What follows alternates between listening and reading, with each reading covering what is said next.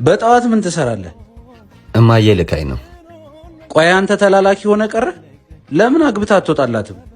ኪስ እንጂ መች ልብ ይመለከቱና። ተረት እስኪ ተው፣ በጠዋት አትነዝንዘው። የኔን ሚስት አታያትም? አብረን እንደግ አብረን እንለወጥ የምትል? አዎ አቃት የለ። ናግባ፣ ቁርስ በልታ ትሄዳለህ። ይቅርብኝ፣ ከሱ ጋር ብሬ ልውጣ። በዛው ማውራው ነገር አለ። ብዙም አልቆይም፣ ገብተህ ጠብቀኝ። ና እንግባ። እዚህ ይሻለኛል። ለምን? እዚህ ሰው ያየናል። ውስጥ ብንገባ ይሻል? ቆይ ምንድነው የምታረጊው? ምንድነው? ድሮ እኮ ፍቅረኛሞች ነበርን። አሁን ደግሞ የወንድሜ ሚስት ነሽ። አቡዬ፣ አብሬ መመለስ ፈልጋለሁ። አለበለዚያ ምን?